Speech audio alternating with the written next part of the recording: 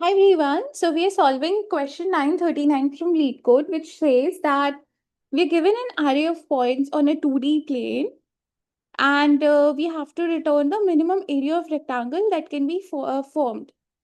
But there are two constraints. The first constraint says that we have to form a rectangle using the points given to us. And the second constraint says that it must be perfectly parallel to the axis, which means that the rectangle must be parallel to x and y axis, which basically means that we cannot have tilted rectangles. And if we cannot form any such rectangle, we have to return 0 as the minimum area.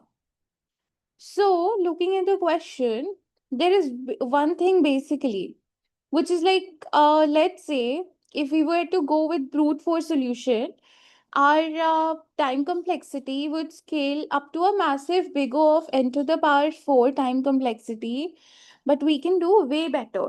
And how can we do way better is that, let's say we have 2 points, and if they're not on the same x or y axis, if they don't share the x and y axis, those 2 points, we can treat them as two diagonals. Let's call them point P1 and point P2. Now, what we have to do is we have to check if P3 and P4 point is available. If that is available, we do have a rectangle and we can keep track of the minimum area seen thus far.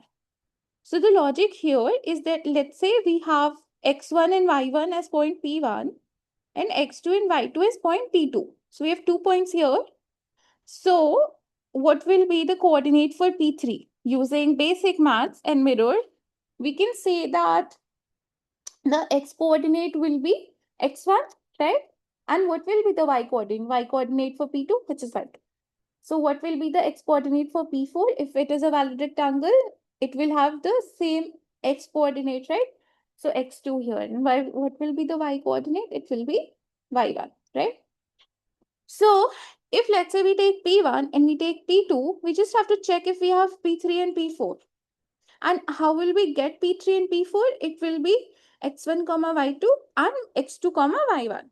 So if we have these 2 points, we can have a rectangle, we can form a rectangle, and then we can calculate the minimum area.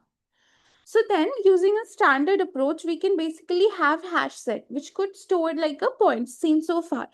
But the problem is that if we store like x1 comma y1 or x2 comma y2 as points using string data type, there will be a constant overload for object creation, garbage collection. So basically, to fast track the performance, we basically have used a long data set here, long primitive here, which basically says our problem constraint says that our x and y coordinate value can go up till 40,000.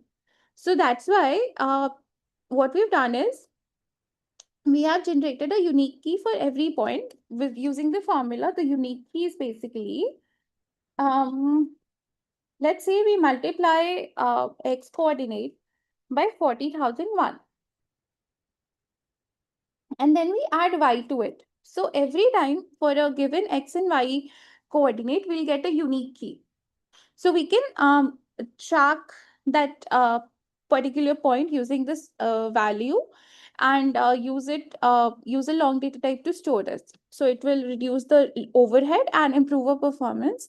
So that is what we have done here. We've calculated the key for every point and we have added it to our coordinate set.